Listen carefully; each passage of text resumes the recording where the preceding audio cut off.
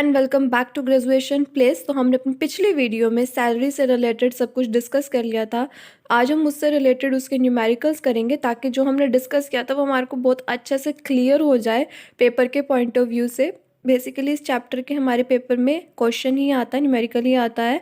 Theory बहुत ज़्यादा rare chance है कि अगर बाई चांस आ जाए, पर अभी जितने भी प्रीवियस ईयर के पेपर्स हैं उसमें हमारा इसका सैलरी हेड का क्वेश्चन ही न्यूमेरिकल ही आया है। तो आज हम इसके न्यूमेरिकल्स को डिस्कस करते हैं। सबसे पहला इसमें न्यूमेरिकल क्या है, एग्जाम्पल क्या है कि from the following particulars compute the taxable income under the head salary of Shri Ram Lal for the assessment year 21-22। तो हमने हेड सैलरी के अंडर उसकी टैक्सेबल इनकम निकालनी है असेसमेंट ईयर 21-22 के लिए। सबसे पहले उन्होंने बता रखा है कि he is employed in the textile industry in Mumbai on A monthly salary of 60,000। तो उसको एक मंथली सैलरी मिल रही है 60,000, तो वो टैक्सेबल होती है। तो देखो हमने इसको किस तरीके से करा है कि सैलरी 60,000 उसको मंथली मिल रही है, इंटू 12 करेंगे तो 7,20,000 उसका सैलरी जो है वो टैक्सेबल हो गया।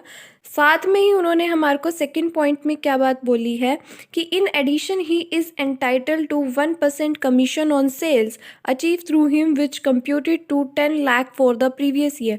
तो सेल्स जो है वो 10 लाख है और उसका 1% उसको कमीशन रिसीव हुआ है, अचीव हुआ है, तो हमारा कमीशन भी टैक्सेबल होता है। 10 लाख का 1% हमारा 10,000 है, वो हमारा कमीशन ऑन सेल्स उसके टैक्सेबल अमाउंट में हमने डाल दिया। नेक्स्ट पॉइंट उन्होंने क्या बात बोली है कि ही रिसीव्ड फॉलोइंग अलाउंसेस। अब अलाउंसेस या प्रिक्विजिट जो उसको रिसीव हुए हैं एम्प्लॉयर के द्वारा वो दिखाए हुए हैं, उन्होंने बताए हुए हैं कि सबसे पहले dearness allowance of ₹10,000 per month which is granted under terms of employment and counted from retirement benefit. तो अगर कुछ हमारा dearness allowance under the term of employment या रिटायरमेंट बेनिफिट के लिए मिलता तो हमारा डियरनेस पे होता है, तो ये 10,000 पर मंथ उसको रिसीव हो रहा है। तो ये कितना हो गया हमारा, देखो डियरनेस अलाउंस, तो हमारा डियरनेस पे हम उसको लिख सकते हैं, dearness allowance under terms of employment लिख सकते हैं। तो 10,000 उसको मंथली रिसीव हो रहे हैं, इंटू में 12 कर देंगे तो ईयरली बेसिस पर उसको 1,20,000 डियरनेस अलाउंस जो है वो रिसीव हो रहा है। नेक्स्ट पॉइंट इसमें आता है कि उसको बोनस 32,000 रिसीव हो रहा है, तो ये भी टैक्सेबल होता है, तो हमने देखो इसको टैक्सेबल कर रखा है 32,000। नेक्स्ट इसमें आता है house rent allowance at the rate ₹10,000 per month. अब इसके लिए तो हमारे को ये देखना पड़ेगा कि कितना इसके लिए एग्जाम्प्ट है और कितना टैक्सेबल है। और यहाँ पर थर्ड पॉइंट तो उन्होंने हाउस रेंट अलाउंस, और लास्ट पॉइंट में उन्होंने हमारे को बोला हुआ है कि ही spend ₹14,000 per month as the rent of the house occupied by him in Mumbai. और अगर कोई मुंबई आ जाता तो इट मीन्स उसका 50% ऑफ सैलरी हम लेते हैं। तो अब देखते हैं हम किस तरह से उसके लिए कितनी अमाउंट एग्जाम्प्ट है और कितनी टैक्सेबल है। तो इसको हमने सबसे पहले वर्किंग नोट्स बनाए हैं, उसमें सबसे पहला पॉइंट हमारा हाउस रेंट अलाउंस का आया है। एक्चुअल अमाउंट हमारे को कितने रिसीव हुई, 10,000 पर मंथ मिल रहा था, तो ईयरली बेसिस पे हमारे को 1,20,000 रिसीव हो रहा है। सेकंड पॉइंट आता है rent minus 10% of salary. Rent उसको 14,000 पर मंथ वो पे कर रहा था, तो 14,000 इंटू में 12 1,68,000 और 10% ऑफ सैलरी। अब इसमें सैलरी में क्या क्या चीज़ें आ जाएंगी, तो हमने पढ़ा था कि सैलरी का क्या मतलब होता है, बेसिक पे प्लस डियरनेस पे प्लस कमीशन ऑन सेल्स। तो बेसिक पे हमारी 7,20,000 थी, डियरनेस पे 1,20,000 थे और कमीशन ऑन सेल 10,000 आया था, तो टोटल सैलरी हमारी 8,50,000 हो गई। अब वही 8,50,000 का 10% हमने किया तो वो 85,000 आ गया। जब हम 1,68,000 में से 85,000 को लेस करेंगे तो 83,000 हमारा रेंट माइनस 10% ऑफ सैलरी आ जाएगा। नेक्स्ट पॉइंट आता है accommodation situated in specified city, मतलब कि 50% ऑफ सैलरी लेते हैं 40%, तो अगर वो मुंबई में है तो 50% आएगा कि वो मेट्रोपॉलिटन सिटीज़ में जॉब कर रहा है, तो वही हमारी सैलरी 8,50,000 है, इंटू में उसका 50% 4,25,000, 1,20,000, 83,000, 4,25,000। इन तीनों में से 83,000 हमारी लेस अमाउंट है, तो ये हमारी एग्जाम्प्ट हो जाएगी। तो एचआरए की टैक्सेबल अमाउंट कितनी होएगी, 1,20,000 उसको एक्चुअली रिसीव हुआ था, उसमें से 83,000 उसका एग्जाम्प्ट हो गया, तो 37,000 जो है वो हमारा हाउस रेंट अलाउंस जो है टैक्सेबल होगा। तो इसमें हमने अपने हाउस रेंट अलाउंस को 37,000 टैक्सेबल कर रखा है। नेक्स्ट पॉइंट आता है कि उसको entertainment allowance eight ₹1,000 per month receive हो रहा है। अब हमने एंटरटेनमेंट अलाउंस की डिडक्शंस करी थी, तो उस टाइम पर ये देखा था कि अगर जो एंटरटेनमेंट अलाउंस गवर्नमेंट एम्प्लॉय को मिलता है तो उन्हीं को डिडक्शंस अलाउड होती है, नॉन गवर्नमेंट एम्प्लॉय को नहीं होती है। तो अगर क्वेश्चन में ये चीज़ गिवन है कि वो गवर्नमेंट एम्प्लॉय है तो ही एंटरटेनमेंट अलाउंस की डिडक्शन अलाउड होएगी, वरना नहीं होएगी।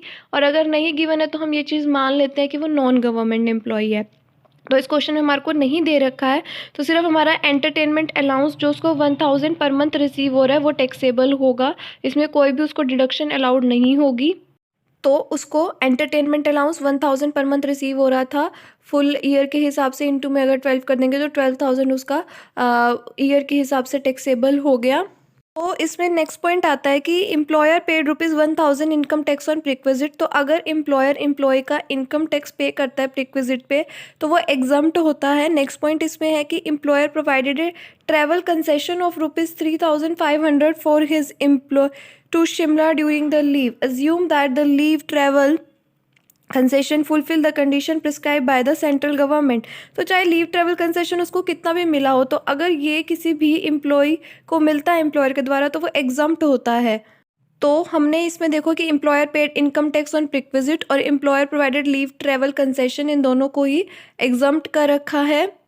अब इसमें नेक्स्ट पॉइंट आता है कि he had been provided with the amenities of gas, electricity, water, the expenses of which amounted to ₹50,000 were by the employer borne by the employer. तो उसको क्या बात कहा गई है कि गैस, इलेक्ट्रिसिटी और वाटर की फैसिलिटी प्रोवाइड करवाई गई है और उसके एक्सपेंसेस जो थे वो 50,000 थे। तो ये तो उसके एम्प्लॉय के लिए टैक्सेबल होता है कि अगर कोई एम्प्लॉयर इस चीज़ के पैसे भरता है तो इसमें देखो कि हमने गैस, इलेक्ट्रिसिटी एंड वाटर की फैसिलिटी को 50,000 से टैक्सेबल कर रखा है।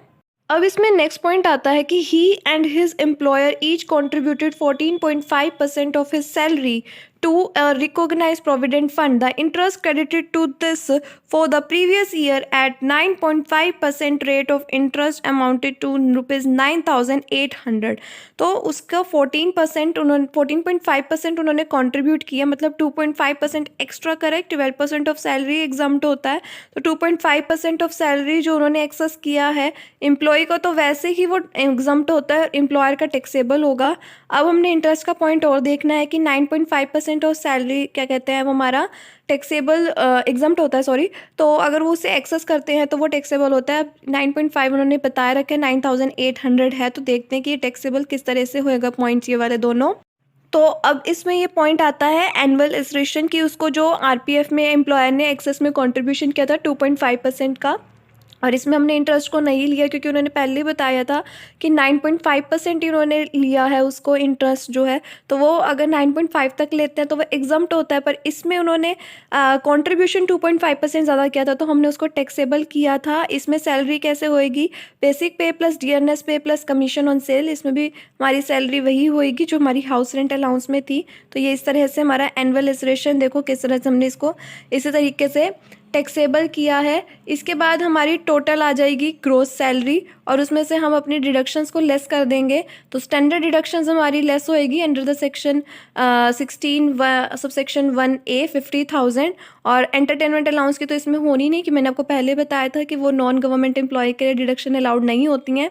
तो अगर हम अपनी ग्रोस सैलरी में से अपना स्टैंडर्ड डिडक्शन लेस कर देंगे तो हमारी टैक्सेबल इनकम फ्रॉम सैलरी आ जाएगी 9,52,250। अब इसमें नेक्स्ट एग्जाम्पल आता है कि श्रीमती रवि जो है वो एक मैनेजर है दिल्ली क्लॉथ मिल दिल्ली में, और उनको हर महीने 30,000 एज अ बेसिक पे मिलता है। तो मतलब कि बेसिक सैलरी होगी उनकी 30,000 पर मंथ की। तो वो किस तरह से टैक्सेबल होगी, देखो कि सैलरी ₹30,000 और पूरे ईयर में उनको इंटू में 12 कर देंगे तो 3,60,000 मिल रहा है। नेक्स्ट पॉइंट इसमें आता है कि उनको बेसिक पे के साथ साथ 500 एज एंटरटेनमेंट अलाउंस भी मिल रहा है। तो अगर उनको 500 एंटरटेनमेंट और साथ में डियरनेस अलाउंस मिल रहा है 7,000 पर मंथ की बेसिस पे, तो इन दोनों को भी हम टैक्सेबल कर देंगे। एंटरटेनमेंट अलाउंस 500 इंटू में 12 और डियरनेस अलाउंस 7,000 इंटू में 12, तो 6,000 और 84,000 आ जाएगा। अब इसमें एंटरटेनमेंट अलाउंस का वही पॉइंट है कि अगर इसमें हमारे को गिवन ना हो तो हम ये खुद ही मान लेते हैं कि वो नॉन गवर्नमेंट एम्प्लॉय है। नेक्स्ट पॉइंट आता है कि शी ओन्स अ हाउस, कि उन्होंने खुद अपना एक हाउस खरीद लिया है और कंपनी ने उनको साथ में ये प्रिक्विजिट्स की फैसिलिटीज़ जो हैं वो प्रोवाइड करवाई है, कि जैसे कि गार्डनर, स्वीपर, सर्वेंट, जो कि वो हर एक को मतलब इन तीनों को 300 पर मंथ पे करते हैं। तो किस तरह से टैक्सेबल होगा ये कि देखो, facility of gardener, sweeper and servant, तो 300 रुपये वो तीनों को हर महीने देते हैं। तो 300 इंटू में 12 और इंटू में वो 3 है तो 3 हो गया। टोटल हमारा 10,800 इस फैसिलिटी का टैक्सेबल हो जाएगा श्रीमती रवि के लिए। उसके बाद नेक्स्ट पॉइंट आता है free use of refrigerator costing 5,000। तो अगर कोई मूवेबल एसेट का यूज़ करने के लिए एम्प्लॉयर एम्प्लॉय को देता है तो कॉस्ट ऑफ एसेट का 10% उसके लिए टैक्सेबल होता है। तो 5,000 की रेफ्रिजरेटर जो है एसेट हो गई है, इसका 10% जो है 500, वो उसके लिए यूज़ ऑफ रेफ्रिजरेटर 500 टैक्सेबल हो जाएगा। नेक्स्ट पॉइंट इसमें आता है कि उसको फॉलोइंग ऑब्लिगेशंस और मिल रही हैं कंपनी के द्वारा, कि जैसे कि गैस, इलेक्ट्रिसिटी और वाटर बिल्स जो है 2,000 है वो एम्प्लॉयर ने भरे हैं एम्प्लॉय के, तो वो भी जो है वो टैक्सेबल होंगे। Facility of gas, electricity and water 2,000 taxable for employ. अब इसमें नेक्स्ट पॉइंट आया है कि annual membership fee of Rotary Club ₹2,400। अब उसको जो रोटरी क्लब की मेंबरशिप फीस भी जो थी उसकी वो एम्प्लॉयर ने भरी है, तो वो भी उसके लिए टैक्सेबल होगी। तो देखो, हमने इसको टैक्सेबल कर रखा है, annual membership fee of Rotary Club 2,400। अब इसमें नेक्स्ट पॉइंट आता है कि कंपनी ने फैसिलिटी प्रोवाइड करवाई है स्मॉल कार की, और वो कार को प्राइवेट पर्पस के लिए यूज़ कर रही है ऑफिशियल पर्पस के साथ साथ। तो ऑल द एक्सपेंसेस जो है वो ड्राइवर की सैलरी को मिलाकर जितने भी एक्सपेंसेस हैं वो कंपनी ने बोन करे हैं। तो अगर वो कार का मिक्स यूज़ करते हैं और स्मॉल कार होती है तो वो किस तरह से टैक्सेबल होती है, तो वो 1,800 पर मंथ टैक्सेबल होता है, और अगर ड्राइवर की सैलरी होती है तो 900 पर मंथ उसको टैक्सेबल होती है। तो देखो, हमने इसको किस तरह से टैक्सेबल किया है। हम इसको वर्किंग नोट्स में सबसे पहले शो करेंगे कि हमारी स्मॉल कार थी, 1,800 पर मंथ उसका टैक्सेबल होता है। फुल ईयर के हिसाब से 1,800 इंटू 12 21,600 टैक्सेबल होगा। साथ में ड्राइवर की सैलरी भी पे की है एम्प्लॉयर ने, तो 900 इंटू में 12 10,800 ड्राइवर की सैलरी, दोनों को ऐड कर देंगे तो 32,400 मोटर कार का जो है वो टैक्सेबल होगा। तो देखो, हमने इसको facility of motor car 32,400 taxable किया हुआ है। अब इसमें नेक्स्ट पॉइंट आता है कि her son is study in a school run by the company, जो कंपनी का खुद का स्कूल है। अभी इसमें ये एजुकेशन फैसिलिटी की जो प्रीक्विजिट प्रोवाइड करवाई जाती है वो वाला पॉइंट आ गया।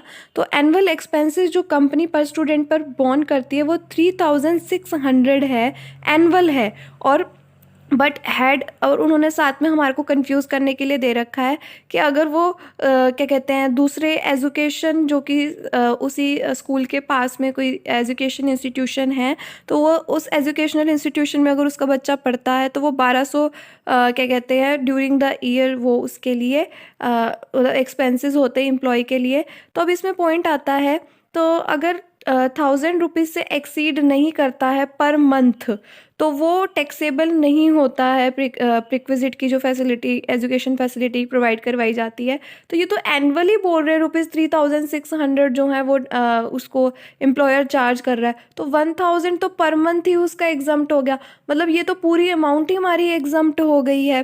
तो ये देखो, हमने अपनी एजुकेशन फैसिलिटी को यहाँ पर एग्जम्प्ट शो कर दिया। अब इसमें नेक्स्ट पॉइंट आता है कि उसको 1 मंथ की लीव प्रोवाइड करवाई गई है जिसके लिए वो शिमला गई है बाय कार, और उसको जो ये हॉलिडे प्रोवाइड करवाई गई है वो हॉलिडे होम में रही है जो कि कंपनी के द्वारा उसको प्रोवाइड करवाया गया है। सच अ फैसिलिटी इज़ ₹6,000। तो उन्होंने यहाँ पर कोई भी लीव ट्रेवल कंसेशन से रिलेटेड कुछ नहीं बोला, पर उन्होंने हॉलीडे और फैसिलिटी दोनों चीज़ लिखी है। इट मीन्स ये हमारा हॉलीडे इंजॉयमेंट की फैसिलिटी प्रोवाइड करवाई गई है एम्प्लॉय को, तो वो 6,000 जो है वो टैक्सेबल है। तो हम उसको शो कर देंगे। ये देखो, फैसिलिटी ऑफ हॉलीडे इंजॉयमेंट 6,000 से टैक्सेबल हो गया एम्प्लॉय के लिए। अब इसमें नेक्स्ट पॉइंट आता है कि the company propose to allot her 100 shares at ₹100 each, fair market value per share on the date on which the option exercise by the employee was ₹350। तो ये स्वेट इक्विटी शेयर्स वाला point आ गया।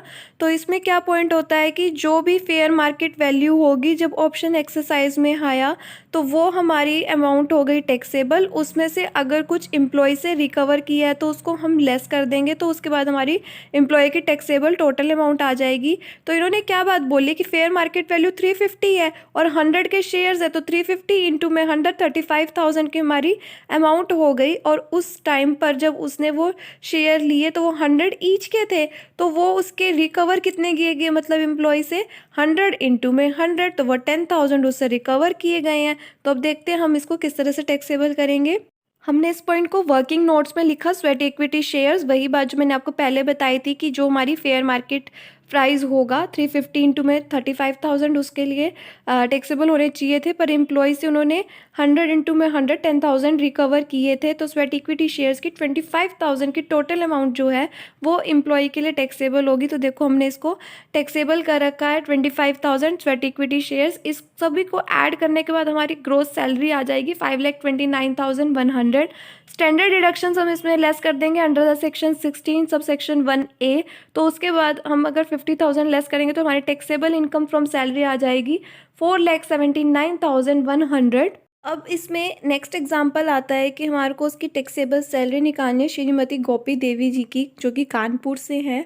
Assessment date 21/22 के लिए from the following informations. और first point है इसमें बेसिक सैलरी ₹16,000 पर मंथ, उनको basic salary 16,000 per month receive हो रही है। तो ये देखो कि सैलरी 16,000 तो उनका पर मंथ हो रही है, तो इंटू में 12 1,92,000 ईयर के बेसिस पे उनकी ये सैलरी टैक्सेबल हो गई।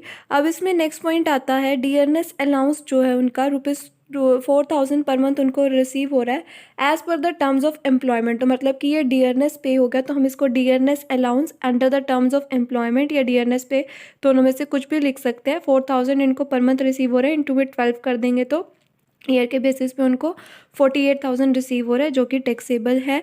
नेक्स्ट पॉइंट उन्होंने बोला है कि बोनस उनको ₹16,000 पर एनम रिसीव हो रहा है, तो हमारा बोनस ₹16,000 टैक्सेबल होगा उन एम्प्लॉय के लिए।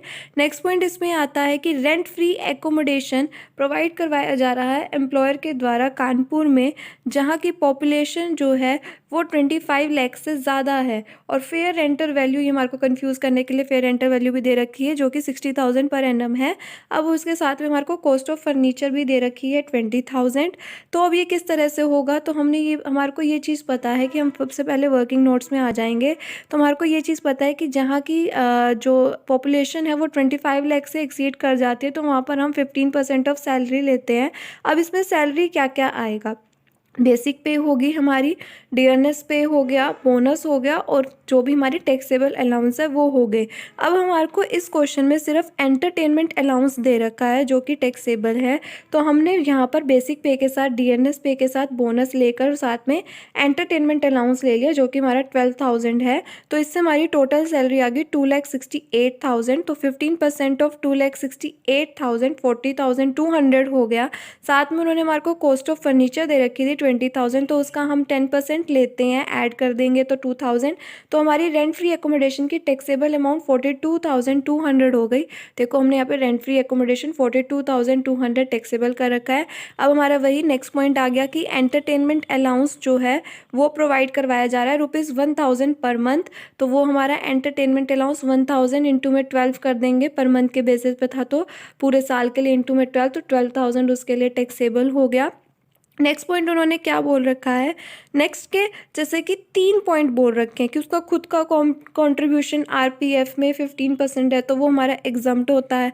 एम्प्लॉयर का कंट्रीब्यूशन आरपीएफ में 30,000 है, तो हम चेक करेंगे कि वो उसकी 12% ऑफ सैलरी से ज़्यादा तो नहीं। और इंटरेस्ट उनका उन्होंने दे रखा है, बैलेंस उसका 19,000 है और at the rate 9.5% per annum. तो हम चेक करेंगे कि इन दोनों केसेस में किस तरह से टैक्सेबल होगी एम्प्लॉय की हमारी जो सैलरी है। तो हम वर्किंग नोट्स में आ गए, हमारा एम्प्लॉयर का कंट्रीब्यूशन क्या हुआ 12% ऑफ सैलरी। अब इसकी सैलरी के लिए हमारे पास बेसिक पे और डीएनएस पे और कमीशन और सेल होना चाहिए। कमीशन और सेल क्वेश्चन में गिवन नहीं है, तो हम बेसिक पे और डीएनएस पे ले लेंगे, तो हमारी सैलरी आ जाएगी 2,40,000।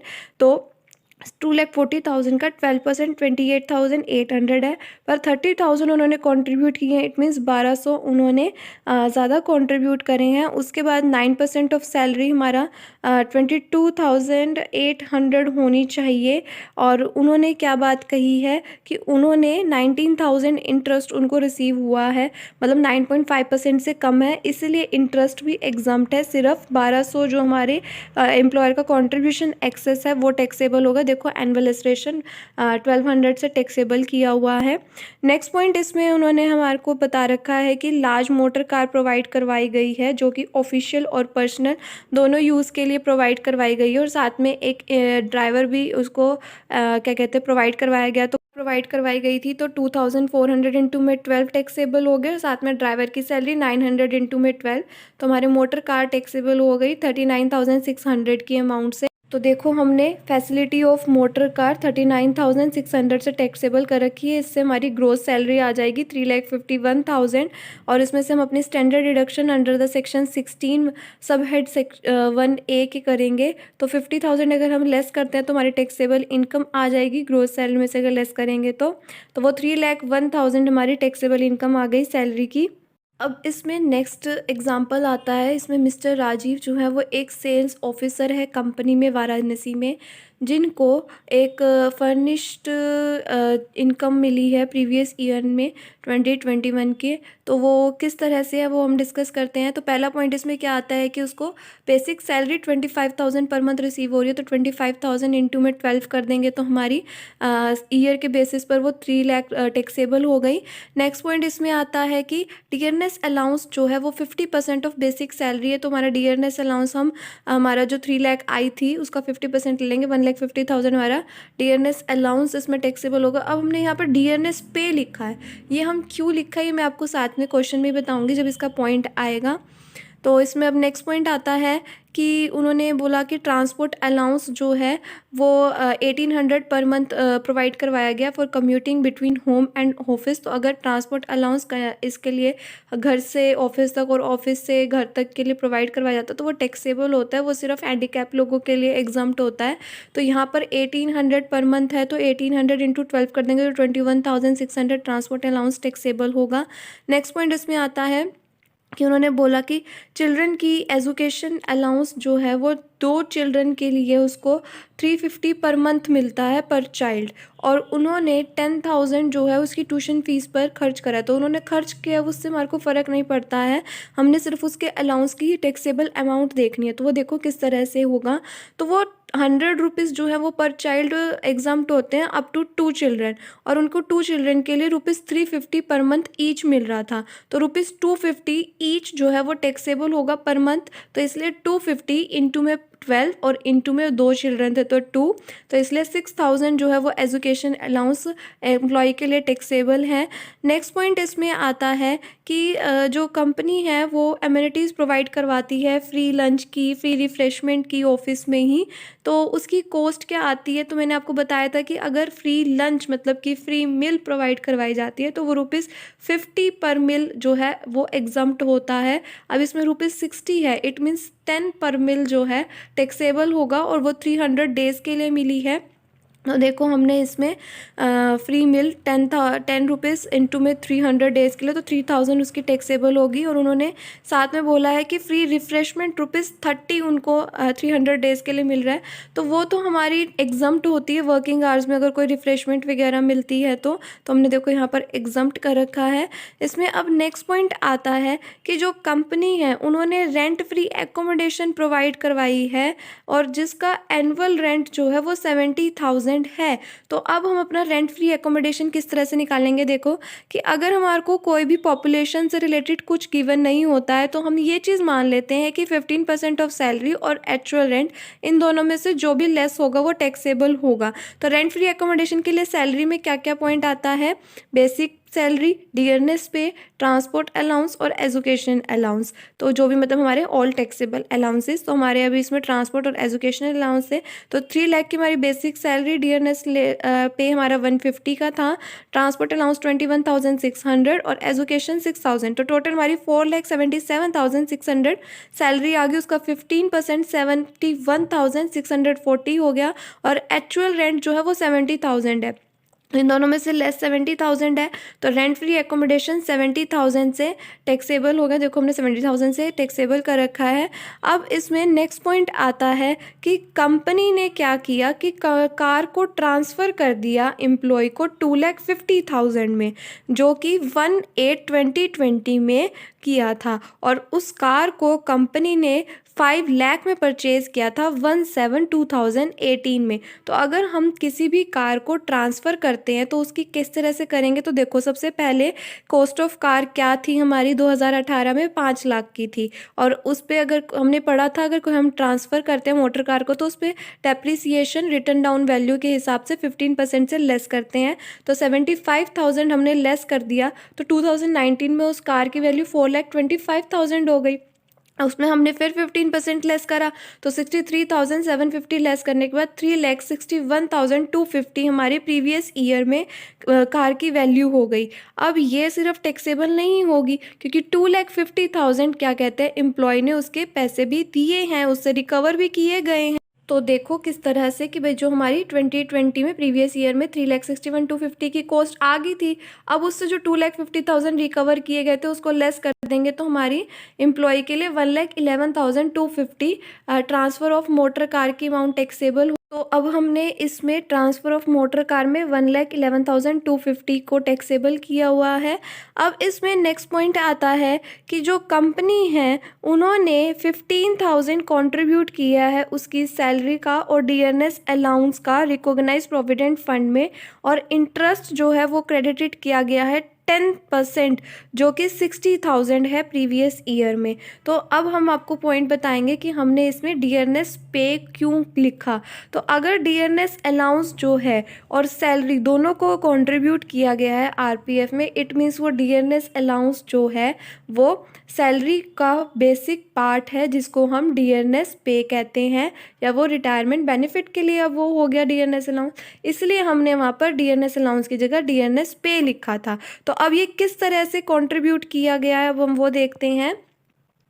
तो अब इसमें देखें कि एम्प्लॉय का तो कंट्रीब्यूशन हमारा एग्जम्प्ट होता है, एम्प्लॉयर ने 15% कंट्रीब्यूट किया था, तो 3% जो है उन्होंने एक्स्ट्रा कंट्रीब्यूट कर दिया सैलरी का, और इसमें सैलरी हमारी बेसिक पे प्लस डीएनएस पे 4,50,000 आ गई। 4,50,000 का 3% 13,500 उन्होंने एक्सेस जो है कंट्रीब्यूट किया है। और उन्होंने इंटरेस्ट का क्या पॉइंट बताया था कि 60,000 जो है वो इंटरेस्ट क्रेडिट किया है 10%, तो 9.5% कितना होगा, 60,000 इंटू में 9.5 डिवाइड में 10 कर देंगे तो 57,000 जो है वो इंटरेस्ट क्रेडिट होना चाहिए था, 60,000 से कर दिया, मतलब 3,000 हमारे एक्स्ट्रा जो है एक्सेस में उन्होंने इंटरेस्ट क्रेडिट किया है, तो 13,500 प्लस 3,000, तो हमारी एनुअल एक्रीशन 16,500, मतलब कि ये टैक्सेबल हो गया एम्प्लॉय के लिए। तो ये देखो कि हमने एनुअल एक्रीशन को 16,500 से टैक्सेबल कर दिया। अब उन्होंने लास्ट पॉइंट हमारे को क्या बोला है कि एरियर और सैलरी जो अनटैक्स था वो 40,000 प्रीवियस ईयर का उनको रिसीव हुआ एम्प्लॉय को, तो वो टैक्सेबल होगा। पर अब हमारे दिमाग में आएगा कि ये हमारा अनटैक्स एरियर ऑफ सैलरी जो हमने टैक्सेबल किया है, ये हमने रेंट फ्री एकोमोडेशन और ट्रांसफ़र ऑफ मोटर कार या जो भी हमने अपनी एंट्रीज़ करी हैं जैसे कि आरपीएफ वगैरह की, तो इनमें क्यों नहीं हमने इस अमाउंट को ऐड करा। तो रेंट फ्री एकोमोडेशन के टाइम पे मैंने आपको स्पेशली बताया था कि कोई एरियर या एडवांस है तो उसको एक्सक्लूड करने के बाद जो सैलरी आएगी वो लेते हैं।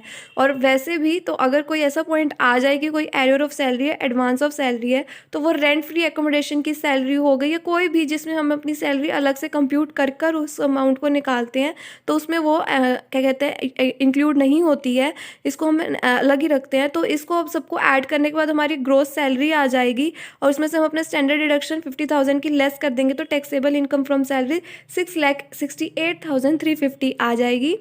अब इसमें नेक्स्ट एग्ज़ाम्पल आता है, इसमें मैंने पूरा एग्ज़ाम्पल नहीं लिखा, बस इसके 2-3 पॉइंट जो कि समझने वाले थे, बाकी आप इसका कर सकते थे। तो मैंने सिर्फ़ इसमें जो 2-3 पॉइंट समझने वाले थे, वो इसमें नोट डाउन करे हैं। तो इसमें क्या बता रखा है कि जो मिस्टर नासिर है, वो जो एक जूट मिल कंपनी में काम करते हैं कलकत्ता में, जो कि 1 मार्च 2013 से कर रहे हैं। वो एक सैलरी ग्रेड में आते हैं 8,000 से लेके 23,000 तक। अब हमारे को पता है सैलरी ग्रेड क्या होता है कि 8,000 से उसकी 16,000 तक हो जाएगी, हर महीने 400 से बढ़ती रहेगी, और उसके बाद 16,000 से हर महीने 700 से बढ़ती रहेगी, और जब तक बढ़ती रहेगी जब तक वो 23,000 नहीं हो जाती है।